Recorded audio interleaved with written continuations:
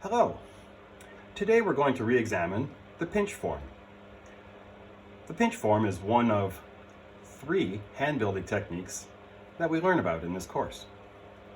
Pinch forms themselves are simple pots that can be lovely in their own way, but they can also be an important component in more complicated and more complex forms.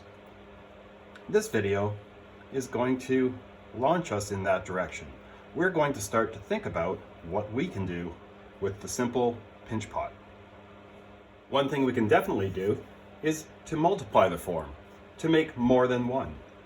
If we want forms to be the same in size after we've shaped them, it makes sense that we want them to be the same size before we shape them.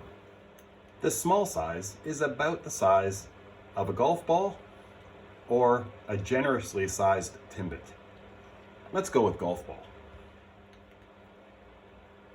Pinch, squeeze, and turn while the rotation of the clay helps shape the pot. A little bit of clay really does go a long way. And remember, if you're making a bowl shape is hollow. It's mostly negative space. So as you're working on your pinch pot, that much clay makes a pinch pot about that size. We did it once, can we do it again? If we start with the same amount of clay and apply the same technique, why would we not get the same result? I think we've done fairly well on this first one. These fit together pretty nicely, and the result of 2 hemispheres is a sphere. That's important to know moving forward. Okay, it worked with smaller pinch pots. Why wouldn't it work with bigger pinch pots? Let's see how this goes. Rotating the clay from below with my fingers and thumbs inserted in the top. Turning, pinching, and feeling the thickness. Consistency is important. Now it makes sense that as your pot grows bigger, you want the walls to grow slightly and proportionally larger. If you work too thin, then the integrity of the clay does break down, and it's a matter of the clay not being able to support itself. At that point, the clay would collapse in on itself. For the larger pots, the wall thickness is about 1/2 centimeter thick, and that should allow these forms to support themselves as they dry. Let's join them together. Remember, scoring and slipping are essential to forming a strong bond. This tool has a number of teeth and a small piece of metal flashing. You don't have one, but you might find something like it that works, or you can use the skewers that were in your take-home art kit. With both of these scored, roughened up to expose those all-important edges, the platelets of clay that we want to bond to each other, we should have a consistent. We'll start with the little one first. We'll put some slip along the edge like this, and on the other edge as well. Slip doesn't dry all that quickly, so I feel comfortable putting this on, setting one down, and then going back to the second one and attaching it. All in one motion, I'll push these together, looking for the best fit. If they're both round, they should fit pretty nicely. And they do. So I'm going to push these together and blend them. Again, slipping along the ridge of each of the pots will ensure the strongest possible bond. Pressing them together and then working my finger or thumb over the seam will help bring the shape back into perfect round form. So I can drag with my thumb, push with my forefinger, however it works out best. So now those 2 balls of clay that started out smaller than a baseball, maybe about the size of a tangerine, a small orange, is now a round orb this big.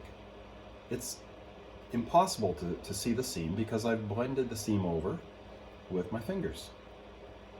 We'll do the same thing now with this small one. So this pinch technique has given us successfully made 2 differently sized balls that are hollow and can be used for a number of different things. These can be opened up. You can use the form as a bowl or a pot. And we are working towards the idea of making a teapot.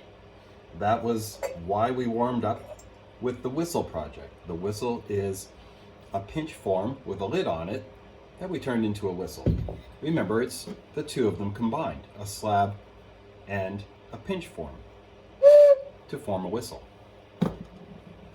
When you look at this, it might not be too hard to imagine that this started out as two pinch pots with the bottom flattened, the roof cut off, and the walls built on top of each other. You can see that rounded form still exists through the middle part of the pot. And in fact, this little pot is two pinch forms, bottom flattened, the top cut open, almost like a jack-o'-lantern, but we have a chamber with a lid, a small handle on the top so that it can become a teapot once a spout and a handle are added. This is small. Your teapot does not have to be large, but I'll show you how you do that. That's coming up next. This double pot can be turned into a teapot by tapping the bottom to flatten it slightly, and then cutting a hole through the top. You can decide how large you want this to be, and this one is already suggesting to me that the hole in the top is going to be bigger proportionally than the one that I showed you a moment ago, but that's okay. This is going to be a pretty big lid. Okay, so when I cut through here, careful to not distort the lid, I can see that this form is the basis of my pot. I can also see where I was unable to smooth the inside, but now, because it's open, I can do that.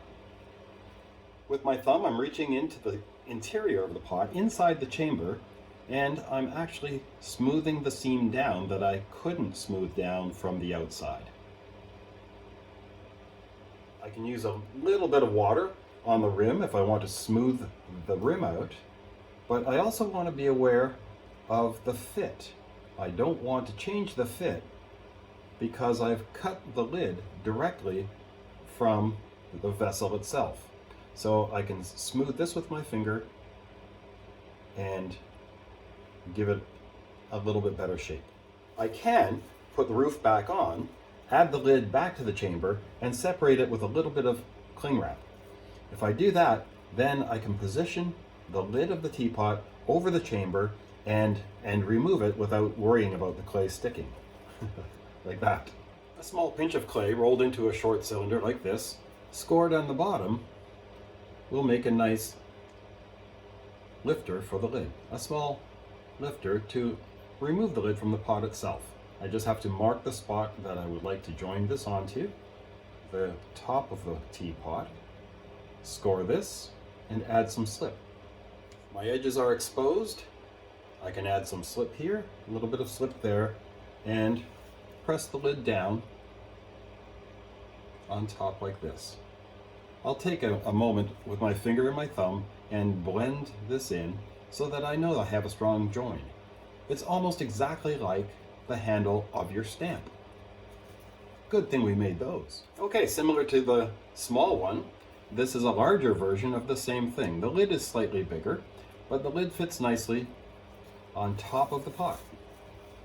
This is a good foundation for our teapot because if you choose the double pinch pot technique, we add a spout to it, add a handle to it, and we go from there. Here's a technique that you might be interested in. It starts with a small ball of clay like this, about the size of a timbit, and a small bowl. We have bowls like this in the classroom. I'm sure you have similar bowls at home. If you want to make a form that is consistent and a particular shape, borrow the form that you'd like to make. For this experiment, I'm going to take the bowl, a little bit of cling wrap, and a small amount of clay. How much clay? The size of a timbit. I'm pushing the timbit into the small red bowl and creating a small pinch pot from that amount of clay. That amount of clay gives me a small hollow bowl, and because of the way I pressed it into the bowl, I have a little bit of extra clay here at the rim, which I can easily peel off with my knife. I can clean up that edge with a little bit of water and make it perfect. This gives me a nice consistently thick but rather thin bowl. When I push clay into a bowl like this, that's called a slump. A slump of clay in a hard mold. So the plastic bowl itself becomes what we call a slump mold.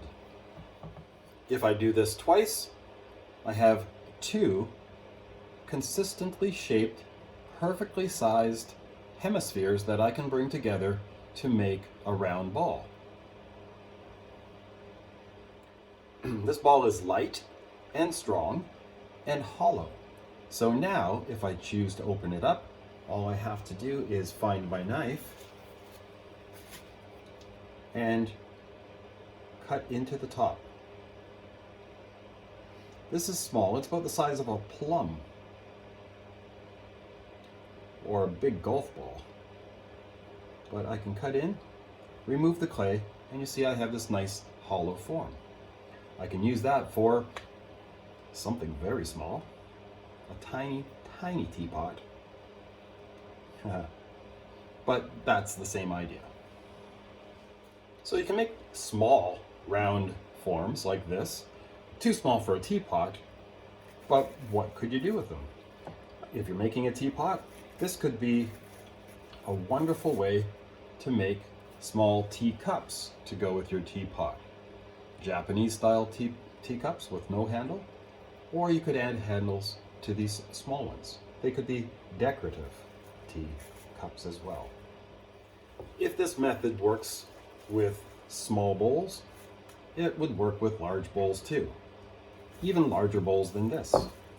If you had enough clay, you could run to the pantry and grab the wooden popcorn bowl and start making a pinch pot that way. This might be easier to see, it's bigger. Now once again, I've separated the clay from the bowl itself using a little bit of plastic, which is becoming a bit of an issue. But I press and turn, press and turn. This one's coming along very nicely. You can see it's not terribly thick, and when I pop it out, I have a very nicely rounded pinch pot that is not too thick and will allow me to build fairly easy multiples. Two of those joined together will give me an object about this big.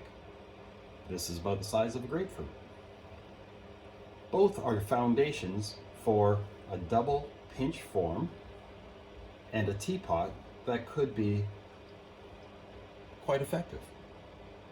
I recommend that this is not a bad way for you to go about your project. In the next video, I'll show you how to work with slabs and show you how you might use slabs to create a more geometric and angular teapot. I hope you enjoyed watching this.